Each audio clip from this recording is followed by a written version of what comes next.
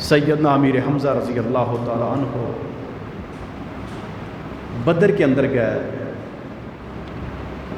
کیا دیکھتے ہیں کہ ابھی جنگ شروع نہیں ہوئی. ابو الاسود نامی ایک کافر آیا اور آ کے کہتا ہے میں دیکھتا ہوں مجھے کون روکتا ہے. یہ پانی کا گھاٹ ہے، تالاب ہے، میں جاتا ہوں، جا کے وہاں پر دکھاتا ہوں، کوئی روک سکتا ہے تو روک کے دکھائے. اس طرح کر کے اس نے وہ چیلنج کرنا شروع کر دیا.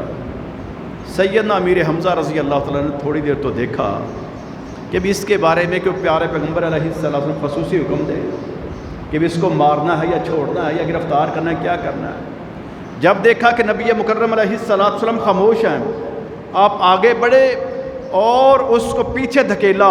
اس نے آگے بڑھنے کی کوشش کی، انہوں نے اس کے پوری توجہ کے ساتھ وہ جو ٹانگ آگے کرتا تھا نا کہ یہ جا رہا ہوں کوئی مجھے روک کے دکھائے، اسی ٹانگ پہ تلوار مار کے کاٹ کے پھینک دی. اچھا وہ بھی ضدی تھا، ٹانگ اس کی کٹ گئی ابو الاسود کی، لیکن اس کٹی ہوئی ٹانگ کے باوجود وہ رینگتے ہوئے لیٹتے ہوئے آگے بڑھتا ہے اور اس تالاب کے اندر چھلانگ لگا دیتا ہے. سیدنا امیر حمزہ رضی اللہ تعالیٰ دیکھتے ہیں کہ بڑا پکا کافر ہے، ٹانگ کٹوا لیا، باز نہیں آیا. انہوں نے پھر ماری تلوار اس کی گردن کاٹ کے پھینک دی کہ چل اس جیسے کا پھر علاج یہی ہے. تو سب سے پہلا قتل یہ ہوا تھا اور یہ سیدنا امیر حمزہ رضی اللہ تعالیٰ نے کیا تھا کہ جب اسلام کی عزت اور غیرت کا معاملہ ہے تو پھر یہ انجام ہوگا. اسی انداز سے ان کا ایک خاص طریقہ کار تھا، وہ اپنے سر کے اوپر ایک خاص قسم کا ہیلمٹ پہنتے جس کو خود کہا جاتا تھا، اور اس کے اندر شتر مرغ کا پر لگاتے تاکہ دور سے پہچان ہو تو یہ حمزہ آ رہے ہیں. اور جس سمت یہ بڑھتے تھے کفار پیچھے ہٹ جاتے تھے کہ جو اس کی تلوار کی زد میں آ گیا وہ بچ نہیں سکتا. انہوں نے بڑے ہی شاندار کارنامے سر انجام دیے.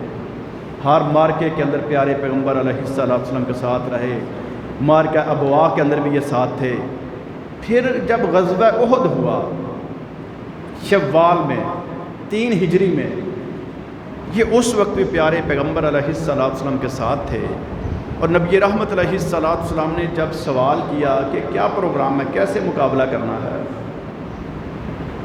کیونکہ یہ معلومات دی تھی سیدنا عباس رضی اللہ تعالیٰ عنہ نے جو مکہ المکرمہ میں رہتے تھے اور ظاہری طور پہ بھی اسلام کا اعلان نہیں کیا تھا. انہوں نے جب دیکھا کہ یہ کفار اتنی تیاری کر کے سینکڑوں اونٹ لے کے گھوڑے لے کے تیار ہو کے اور اس انداز سے وہ نکل رہے ہیں اور گھوڑوں پہ سواری بھی نہیں کر رہے، اونٹوں پہ بیٹھے ہوئے ہیں، 200 گھوڑا سپیر ساتھ لے لیا ہے کہ جب لڑائی کام کرے گی تو پھر یہ تھکیں گے نہیں، فریش ہوں گے اور ہم ان پر بیٹھ کے مقابلہ کریں گے اور مسلمانوں کو بس فوری طور پہ ختم کر دیں گے. سیدنا عباس رضی اللہ تعالیٰ نے مکہ المکرمہ میں سے وہ ساری معلومات لکھ کے ایک گھڑ سوار کو دیں اور اس کو کہا کہ فی الفور پہنچنا ہے، راستے میں رکنا نہیں ہے، اور جا کے سیدھا نبی مکرم علیہ السلام کو یہ دینا. اب یہاں پر بھی ایک غلط فہمی ہوتی ہے.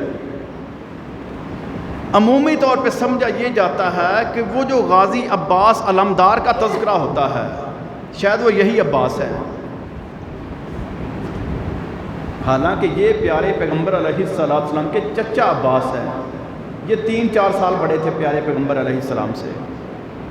ان کی بھی بہت زیادہ محبت تھی پیارے پیغمبر علیہ السلام سے، اور انہوں نے بدر کے اندر وہ کفار کی طرف سے شرکت کی تھی، گرفتار ہوئے تھے، وہاں پر فدیہ دیا تھا، واپس آ گئے تھے، لیکن اس وقت بتائے تھے کہ میں اس وجہ سے مکہ میں بیٹھا ہوا ہوں کہ وہاں سے ان کی نقل و حرکت اور خبریں وہ آپ تک پہنچا سکوں.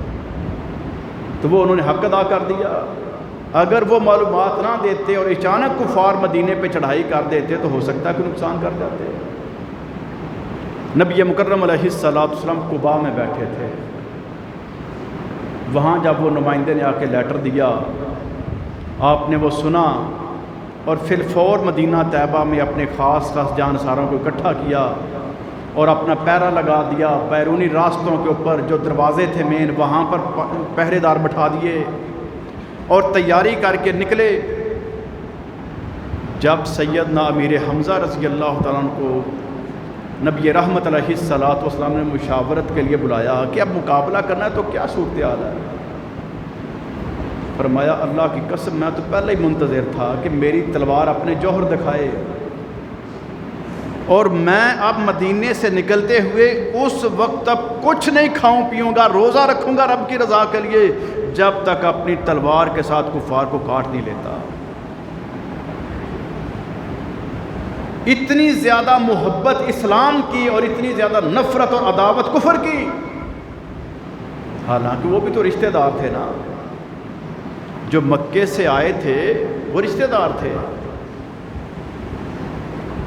بہت سے دوست احباب تھے، جاننے والے تھے، لیکن چونکہ مسئلہ اسلام اور کفر کا تھا یہ وہاں پر پہنچتے ہیں اور جا کے اللہ پہ توکل کرتے ہوئے اپنے کام کا آغاز کرتے ہیں۔ بدر کے اندر بھی اللہ نے ان کو شرف بخشا کہ وہ جو پہلے 3 بندے آئے تھے نا مبارزت والے، جو چیلنج کر رہے تھے کہ ہمارا مقابلہ کون کر سکتا ہے، اگر کسی میں ہمت ہے تو آئے سامنے، تو پیارے پیغمبر علیہ الصلوۃ والسلام کے یہ چچا اور رضائی بھائی سیدنا امیر حمزہ رضی اللہ تعالیٰ عنہ، انہوں نے آگے بڑھ کے تو کام کیا تھا۔ یہی کیفیت احد کے اندر ہوئی۔